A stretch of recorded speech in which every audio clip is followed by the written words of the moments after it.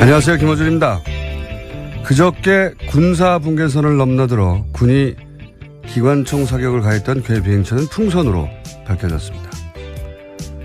어제는 외교안보특보 내정자인 문정인 교수가 5.24 조치, 그러니까 천안함 이후 방북 불허, 교역 중단 등 전면적인 대북 제재를 이제는 전향적으로 풀어가야 한다는 발언으로 보수 진영의 집중 공격을 받았습니다. 지난 10년간 보수 정권 하에서 북한 뉴스는 항상 부정적이었고 지금도 풍선에 기관총을 쏠 정도입니다. 북한은 한반도에서 가장 큰 불확실성이죠. 인간은 불확실성을 두려워합니다. 원시 인류 때부터 숲을 속에서 뭐가 태어날지 모르면 두려워했습니다.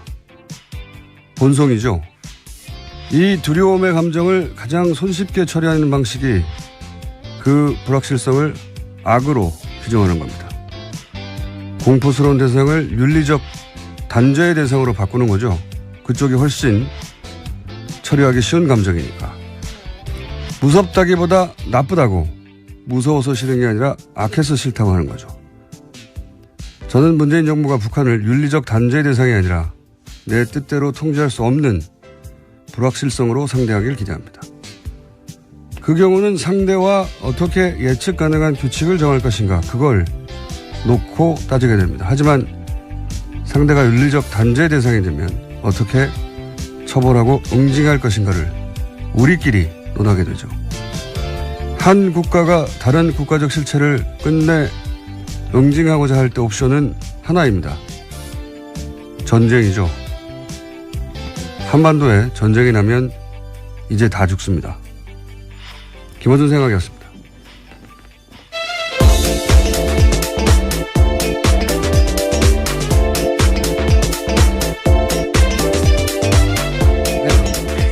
시사인의 김은지입니다. 네. 아니 저희 오프닝 멘트를 먹고 감동 먹었어요? 감동적인 표정을 짓고요. 네, 굉장히 인상적으로 들었습니다. 뭐랄까 아주 철학적 깊은 거죠. 스스로 그렇게 말씀하시니까 좀 놀랍네요. 시사인의 아까 했습니다. 했나요? 한 번 더 해요 그러면. 네, 김은지입니다. 자, 오늘은 첫 번째 뉴스가 뭡니까? 네, 그동안 덴마크에 도피해 있던 정유라 씨가 한국 송환 결정을 받아들였습니다. 덴마크 검찰의 한국 송환 결정과 덴마크 지방법원의 1심 판결에 반발해서 고등법원에 항소를 한 상태였는데 어제 돌연 자진해서 항소심을 철회한 겁니다. 지난 1월 1일 덴마크 올보르에서 체포된 지 144일 만인데요. 덴마크 검찰은 한국 사법당국과 협의해서 향후 30일 이내에 정 씨를 한국으로 보낼 방침입니다.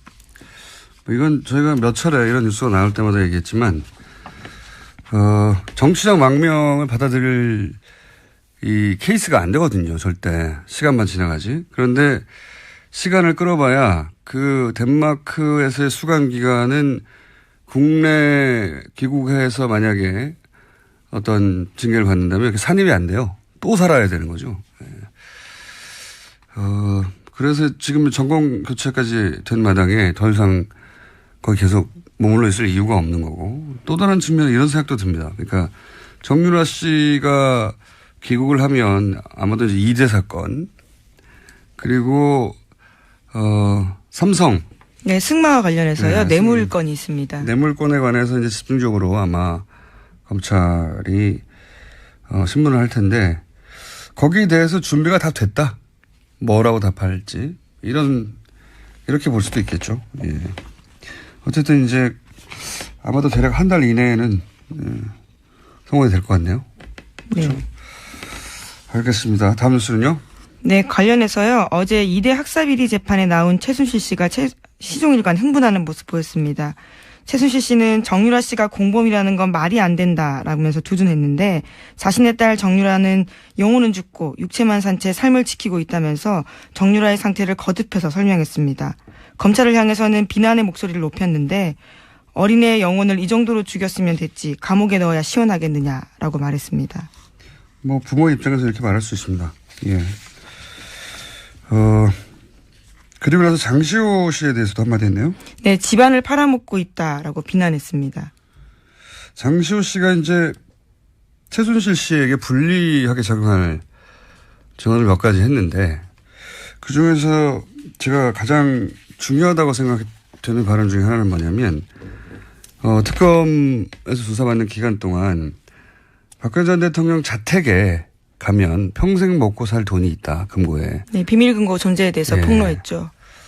근데 그 폭로 이후에 그 자택을 팔고 이사를 갔잖아요. 그러면 이제 장시호 씨가 이 이야기가 사실이 아니라면 굉장히 뜬금없는 내용인데 사실 개연성이 있거든요. 근데 이제 집을 이사하고 팔아버렸기 때문에 아마 있었다고 치더라도 대체 그게 어디로 갔을까.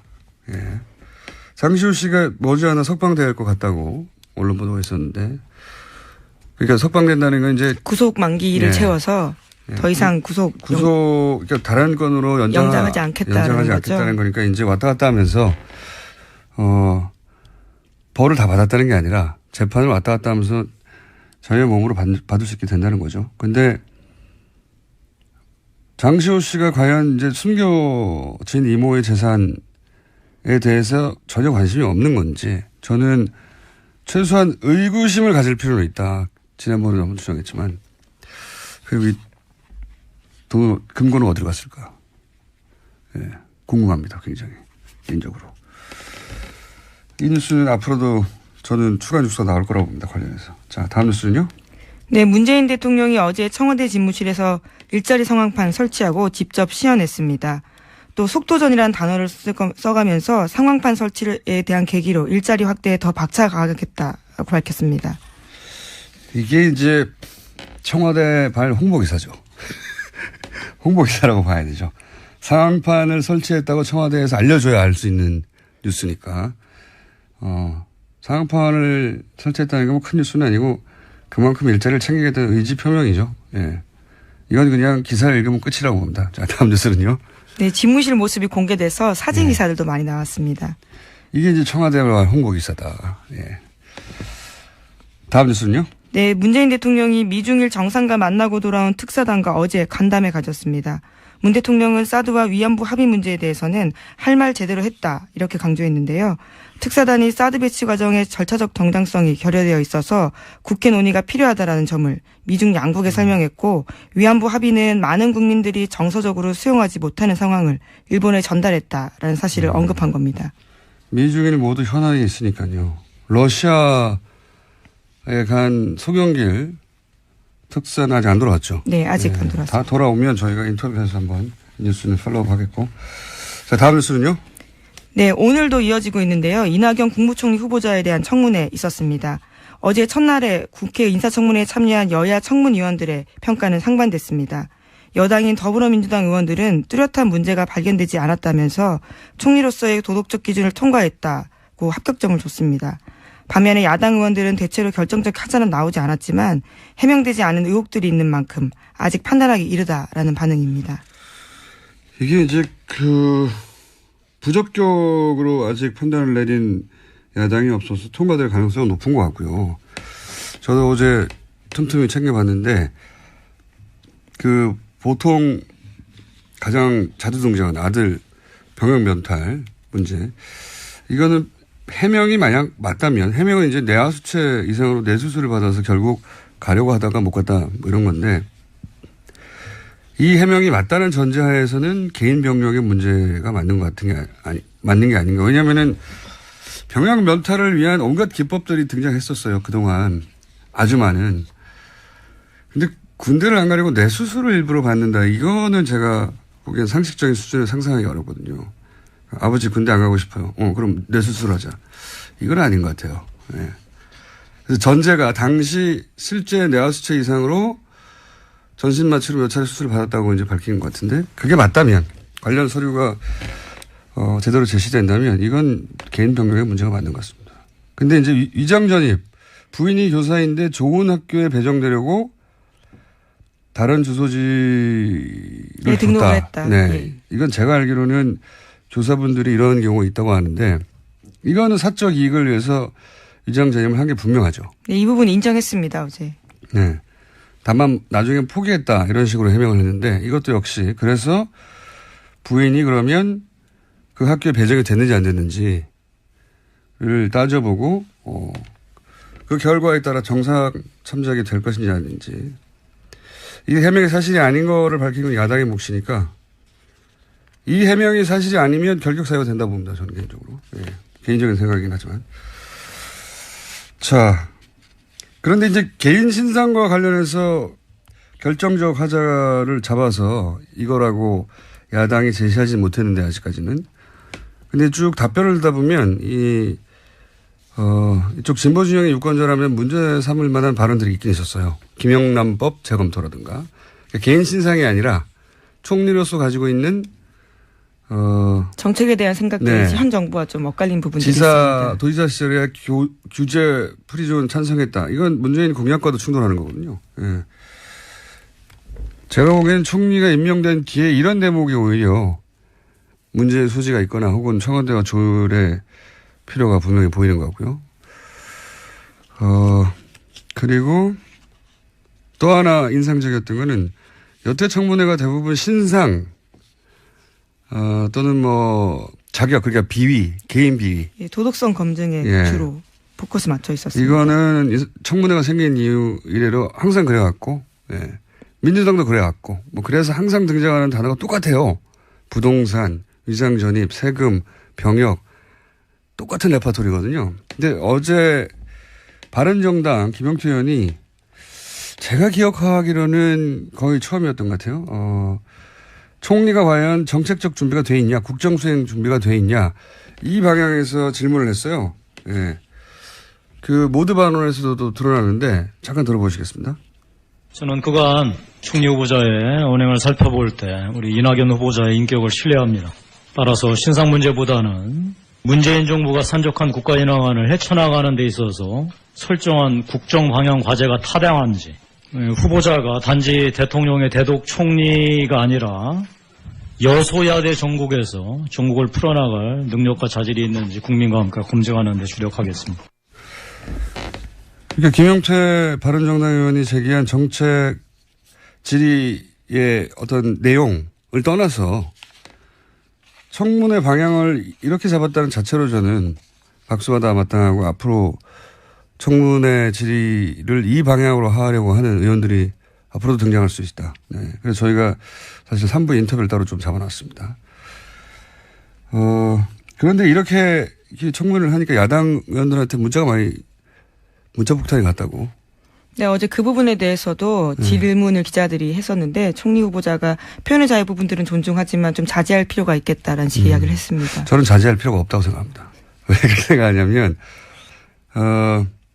이 청문회 관련해서도 이제 드러나는데 유권자들이 많이 바뀌었어요. 미디어 관련하면서도 얘기했지만 일단 청문회 자체를 일반 시민들이 많이 시청합니다. 첫 번째. 이런 정치적인 콘텐츠를 마치 대중문화를 대하는 수준으로 직접 지켜보고 스스로 판단하고 막 내용도 공유하고 예전엔 재미없어서 안 봤거든요. 이런 직접적인 참여가 굉장히 자연스러워졌어요. 그리고 그 과정에서 정치인에게 내 뜻과 안 맞으면 문자를 보내기도 하고 항의하기도 하고 응원하기도 하고 이러는 행위 자체가 굉장히 적극적이 됐습니다. 그러니까 정치인이 더 이상 두렵거나 멀리 있는 존재거나 그게 아니고 내가 세금 내고 내가 뽑아서 일 시키는 공복 이런 시각을 교과서에만 있는 게 아니라 실제로 그렇게 생각하기 시작한 거죠. 이게 이제 예전에는 왜 미디어를 통해서 몇 마디 코멘트 딴 게 전부였잖아요. 접할 수 있는 게. 지금은 정치인이 직접 출연해서 1시간씩 막 떠들거든요. 그걸 들으면서 정치를 굉장히 가깝게 느끼기 시작한 팟캐스트의 영향이 아주 지대하고 기본적으로는 거기에 대해서 이제 그렇게 실제로 바뀌었는데 마인드가 탄핵 국면을 거치면서 정치인들이 처음엔 헤맸잖아요. 탄핵까지 가는 건 너무 무리한 불가능한 여의도의 문법에 따라 그랬더니 바보들아 그게 아니야 그러고 이제 사람들이 광장에 나갔단 말이죠. 그런 경험을 집단적으로 하면서 정치인한테 자기 의사를 직접 표명하는 게 이상한 일도 아니고 자연스럽고 해야 하는 일로 바뀐 거예요. 제가 보기에는. 근데 이걸 이제 누가 시켜서 보낸다고 생각하거나 아니면은 배우가 있다고 생각할 수가 있는데 그렇게 생각하면 앞으로는 정치인하기 힘듭니다. 그래서 이게 불편하고 처음 겪는 경험이라 막 배우가 있고 음모가 있다고 생각할 수 있는데 아니에요. 이게 불특정 다수가 그렇게 생각하는 불특정 다수가 너무 많아진 거예요.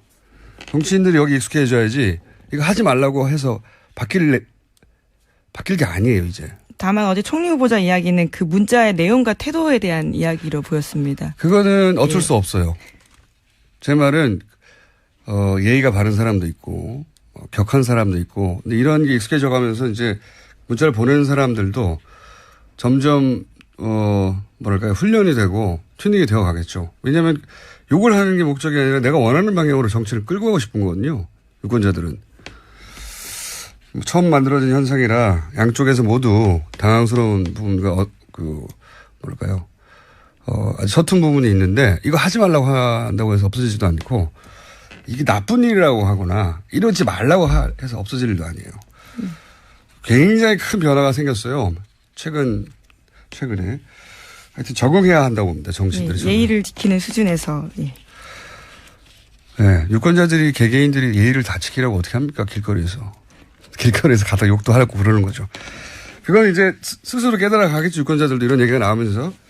하여튼 이 현상 자체를 부정하거나 부정적으로 바라봐서는 도태된다. 바뀌었습니다. 환경이 완전히. 다음 뉴스는요? 네, 어제 가장 화제가 됐던 건 김무성 의원의 김포공항 노룩 백신이었는데요. 관련해서 김무성 의원이 자신의 입장을 냈습니다. 노룩. 그거요? 네, 어제 뉴스공장에서도 이야기가 나왔었는데 네. 기자들이 관련해서 화제가 되자 물어보자 수행원이 보이길래 이렇게 밀어줬는데 왜 이게 잘못된 것이냐면서 그게 이상하게 보이더나 라고 반문했다고 합니다. 네. 본인한테는 억울한 점이 있는 거예요. 나오는데 본인과 아주 가까운 수행원이 있어서 내가 거기까지 걸어가지 않고 밀어줬다 이거죠. 캐리어를. 자율주행을 시킨 거죠. 잠시. 근데 사람들한테 이렇게 어떻게 비치냐면 자기 아랫사람에게 무례하게 대한다. 이렇게 느껴지는 거거든요. 그 화면만 보면 그렇게 느껴집니다. 그 화면만 보면. 둘 사이의 관계도 느껴지지 않고 굉장히 아랫사람을 저런 식으로 대하는구나 하고 하대하는 모습으로 느껴지는 거기 때문에 왜 그게 이상한지를 깨닫지 못하면 역시 정치를 앞으로는 하기 힘듭니다. 예민해졌어요. 사람들이 섬세하고. 자, 하여튼 그렇게 보여서 다들 그걸 근데 우리만 그렇게 본 게 아니에요. 제가 알기로는 어제 레딧이라고 미국 굉장히 큰 커뮤니티 사이트가 있어요. 거기서도 영어로 이 동영상을 놓고 수천 개의 댓글이 달렸어요. 예, 제목이 코리안 폴리티션 스웩이라고 해서 스웩. 약간의 허세. 예. 굉장히 화제가 됐습니다. 그러니까 우리나라 사람만 이상하게 보는 게 아니고요. 예, 전 세계에서 정치인이 이렇게 했을 때 느껴지는 반응은 공통적인 거니까 왜 그러는지 모르면 안 되는 거죠. 예. 다음 순요. 네, 대만이 아시아 최초로 동성 결혼을 합법화했습니다. 대만 최고법원인 사법원이 어제 대법관 심리를 통해서 동성 결혼을 금지한 현행법이 위헌이라고 결정 내렸습니다. 그렇군요. 저는 우리 대선 토론회 처음으로 등장했잖아요. 대선 후보 토론회. 앞으로 이 이슈가 진보 보수, 지금까지는 계속 북한이 진보 보수를 가르는 기준이었거든요. 이 기준은 전 세계에서 우리나라가 유일한 기준입니다. 원래 진보 보수를 이렇게 가르는 경우가 없어요. 예. 상대, 예를 들어 적국을 어떻게 상대할 것인가, 이걸 가지고. 근데 이제 전통적으로 이 동성혼에 관한, 인권에 관한 거죠. 예. 이걸 어떻게 바라볼 것인가, 낙태를 어떻게 볼 것인가, 뭐 종교적인 문제. 이건 앞으로 계속 등장할 텐데, 진보 보수를 어떻게 가르느냐 하는 논쟁으로 발전해 나갈 거라고 봅니다. 이 문제는 계속해서 앞으로도. 그리고 시간이 벌써 다 돼버렸네요. 네.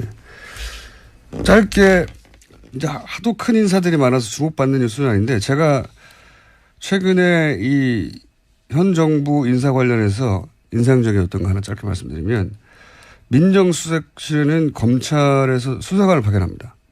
그렇죠? 원래 민정수석 업무 지원을 하려고 수사관이 파견이 돼요. 이 파견 수사관은 보통 청와대가 이 사람을 보내라고 하거나 검찰에서 이제 추려서 하는 건데 이번에는 처음으로 그래서 박근혜 정부 때는 다 TK 지역에서 수사관이었어요. 한 사람도 안 빼고 제가 알기로는. TK에서만 민정수석실이 수사관을 하는 겁니다. 말이 안 되는 거죠. 예, 말이 안 되는 건데 이번에는 공모를 했어요. 신청을 받는 거죠. 하고 싶은 사람 손들라고. 이거 처음 있는 일입니다. 굉장히 근본적으로 달라진 건데요. 이렇게 되면 어떤 라인에서 뽑거나 특정 지원만 할 수 없죠. 신청한 사람 몇 배수 중에 뽑아야 하니까. 예, 이거 굉장히 제가 보기엔 큰 뉴스인데 다뤄지지 않아서 이 정부 인사 정책의 변화에 굉장히 큰 시그널인데 한번 언급해 봤습니다. 오늘 여기까지 할까요? 네. 시사인의 김은지였습니다. 감사합니다. 네. 다음에 가졌습니다. 문 대통령은 사드와 위안부 합의 문제에 대해서는 할 말 제대로 했다 이렇게 강조했는데요. 특사단이 사드 배치 과정의 절차적 정당성이 결여되어 있어서 국회 논의가 필요하다라는 점을 미중 양국에 설명했고 위안부 합의는 많은 국민들이 정서적으로 수용하지 못하는 상황을 일본에 전달했다라는 사실을 언급한 겁니다. 미중일 모두 현안이 있으니까요. 러시아에 간 송영길 특사는 아직 안 돌아왔죠? 네, 아직 안 돌아왔습니다. 다 돌아오면 저희가 인터뷰해서 한번 뉴스는 팔로우업 하겠고. 자, 다음 뉴스는요? 네, 오늘도 이어지고 있는데요. 이낙연 국무총리 후보자에 대한 청문회 있었습니다. 어제 첫날에 국회 인사청문회에 참여한 여야 청문위원들의 평가는 상반됐습니다. 여당인 더불어민주당 의원들은 뚜렷한 문제가 발견되지 않았다면서 총리로서의 도덕적 기준을 통과했다고 합격점을 줬습니다. 반면에 야당 의원들은 대체로 결정적 하자는 나오지 않았지만 해명되지 않은 의혹들이 있는 만큼 아직 판단하기 이르다라는 반응입니다. 이게 이제 부적격으로 아직 판단을 내린 야당이 없어서 통과될 가능성은 높은 것 같고요. 저도 어제 틈틈이 챙겨봤는데 보통 가장 자두동정한 아들 병역 면탈 문제 이거는 해명이 만약 맞다면 해명은 이제 내하수체 이상으로 뇌수술을 받아서 결국 가려고 하다가 못 갔다 뭐 이런 건데 이 해명이 맞다는 전제하에서는 개인 병력의 문제가 맞는 것 같은 게 맞는 게 아닌가. 왜냐하면은 병역 면탈을 위한 온갖 기법들이 등장했었어요. 그동안 아주 많은. 근데 군대를 안 가리고 뇌수술을 일부러 받는다. 이거는 제가 보기엔 상식적인 수준을 상상하기 어렵거든요. 아버지 군대 안 가고 싶어요. 그럼 뇌수술 하자. 이건 아닌 것 같아요. 네. 그래서 전제가 당시 실제 뇌하수체 이상으로 전신마취로 몇 차례 수술을 받았다고 이제 밝힌 것 같은데 그게 맞다면 관련 서류가 제대로 제시된다면 이건 개인 병력의 문제가 맞는 것 같습니다. 근데 이제 위장전입 부인이 교사인데 좋은 학교에 배정되려고 다른 주소지를 등록을 했다. 네. 네. 이건 제가 알기로는 교사분들이 이런 경우가 있다고 하는데 이거는 사적 이익을 위해서 위장 전입을 한 게 분명하죠. 네, 이 부분 인정했습니다. 어제. 네. 말씀하시니까 좀 놀랍네요. 시사인에 아까 했습니다. 했나요? 한 번 더 해요 그러면. 네, 김은지입니다. 자, 오늘은 첫 번째 뉴스가 뭡니까? 네, 그동안 덴마크에 도피해 있던 정유라 씨가 한국 송환 결정을 받아들였습니다. 덴마크 검찰의 한국 송환 결정과 덴마크 지방법원의 1심 판결에 반발해서 고등법원에 항소를 한 상태였는데 어제 돌연 자진해서 항소심을 철회한 겁니다. 지난 1월 1일 덴마크 올보르에서 체포된 지 144일 만인데요. 덴마크 검찰은 한국 사법당국과 협의해서 향후 30일 이내에 정 씨를 한국으로 보낼 방침입니다.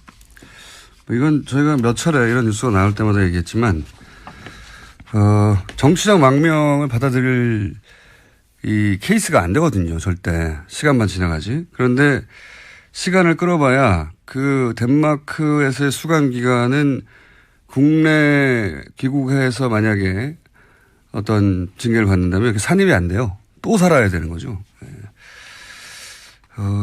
그래서 지금 정권 교체까지 된 마당에 더 이상 거기 계속 머물러 있을 이유가 없는 거고 또 다른 측면에 이런 생각도 듭니다. 그러니까 정유라 씨가 귀국을 하면 아마도 이제 2대 사건 그리고 삼성 네, 승마와 관련해서요. 네, 뇌물건이 있습니다. 뇌물건에 관해서 이제 집중적으로 아마 검찰이 신문을 할 텐데 거기에 대해서 준비가 다 됐다.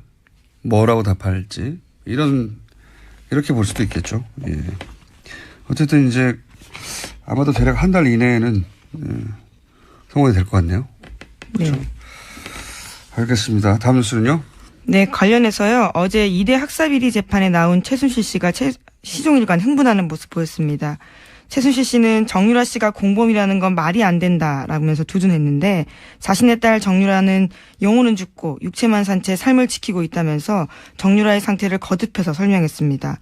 검찰을 향해서는 비난의 목소리를 높였는데 어린애의 영혼을 이 정도로 죽였으면 됐지 감옥에 넣어야 시원하겠느냐라고 말했습니다. 뭐 부모 입장에서 이렇게 말할 수 있습니다. 예. 그리고 나서 장시호 씨에 대해서도 한마디 했네요. 네, 집안을 팔아먹고 있다라고 비난했습니다. 다만 나중에 포기했다 이런 식으로 해명을 했는데 이것도 역시 그래서 부인이 그러면 그 학교에 배정이 됐는지 안 됐는지를 따져보고 그 결과에 따라 정상 참작이 될 것인지 아닌지 이 해명이 사실이 아닌 거를 밝히는 건 야당의 몫이니까 이 해명이 사실이 아니면 결격 사유가 된다 봅니다. 저는 개인적으로. 예. 개인적인 생각이긴 하지만. 자, 그런데 이제 개인 신상과 관련해서 결정적 하자를 잡아서 이거라고 야당이 제시하지 못했는데 아직까지는. 근데 쭉 답변을 듣다 보면 이쪽 진보 진영의 유권자라면 문제 삼을 만한 발언들이 있긴 있었어요. 김영란법 재검토라든가.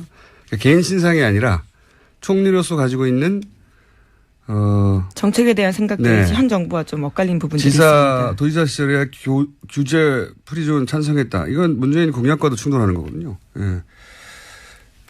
제가 보기에는 총리가 임명된 뒤에 이런 대목이 오히려 문제의 소지가 있거나 혹은 청와대와 조율의 필요가 분명히 보이는 것 같고요. 그리고 또 하나 인상적이었던 거는 여태 청문회가 대부분 신상 또는 뭐 자격 그러니까 비위 개인 비위 도덕성 검증에 예. 주로 포커스 맞춰 있었습니다. 이거는 청문회가 생긴 이후 이래로 항상 그래왔고 예. 민주당도 그래왔고 뭐 그래서 항상 등장하는 단어가 똑같아요. 부동산, 위장 전입, 세금, 병역 똑같은 레파토리거든요. 근데 어제 바른정당 김영투 의원이 제가 기억하기로는 거의 처음이었던 것 같아요. 총리가 과연 정책적 준비가 돼 있냐, 국정수행 준비가 돼 있냐, 이 방향에서 질문을 했어요. 예. 그 모두 반론에서도 드러나는데 잠깐 들어보시겠습니다. 저는 그간 총리 후보자의 언행을 살펴볼 때 우리 이낙연 후보자의 인격을 신뢰합니다.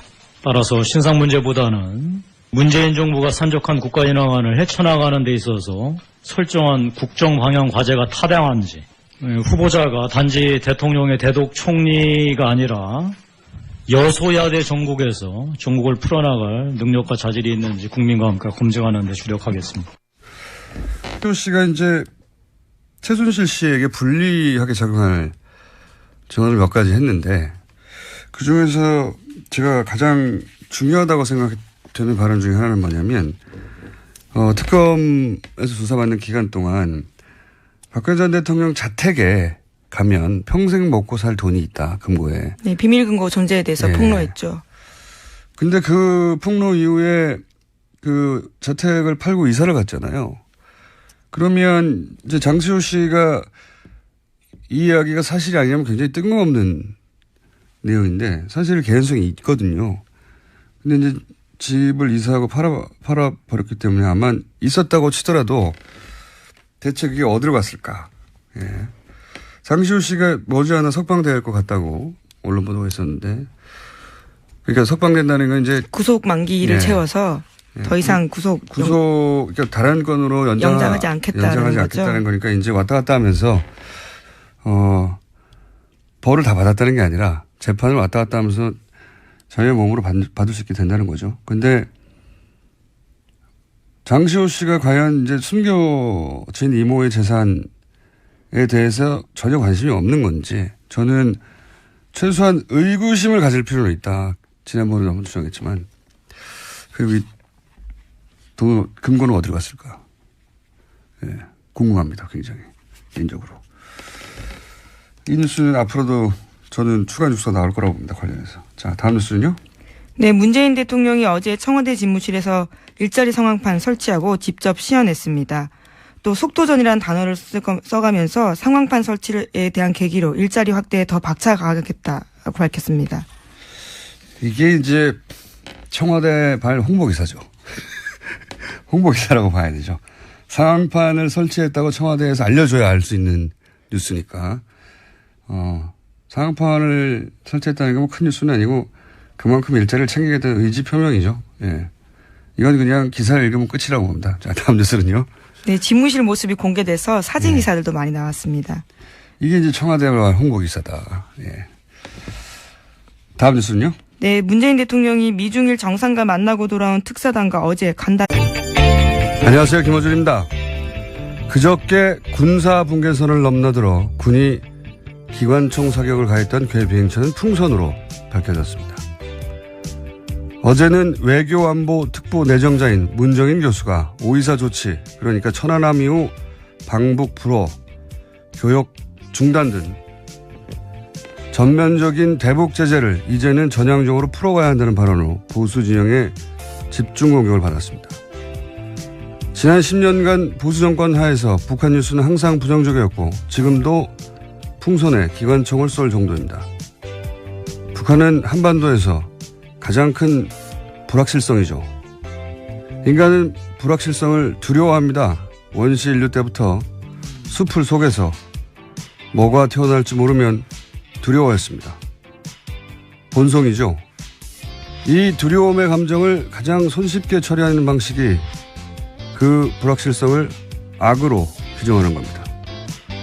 공포스러운 대상을 윤리적 단죄의 대상으로 바꾸는 거죠. 그쪽이 훨씬 처리하기 쉬운 감정이니까. 무섭다기보다 나쁘다고, 무서워서 싫은 게 아니라 악해서 싫다고 하는 거죠. 저는 문재인 정부가 북한을 윤리적 단죄의 대상이 아니라 내 뜻대로 통제할 수 없는 불확실성으로 상대하길 기대합니다. 그 경우는 상대와 어떻게 예측 가능한 규칙을 정할 것인가, 그걸 놓고 따지게 됩니다. 하지만 상대가 윤리적 단죄의 대상이 되면 어떻게 처벌하고 응징할 것인가를 우리끼리 논하게 되죠. 한 국가가 다른 국가적 실체를 끝내 응징하고자 할 때 옵션은 하나입니다. 전쟁이죠. 한반도에 전쟁이 나면 이제 다 죽습니다. 김어준 생각이었습니다.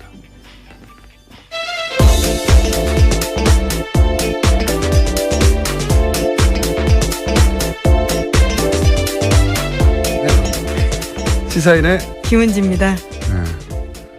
아니 저희 오프닝 멘트를 먹고 감동 먹었어요?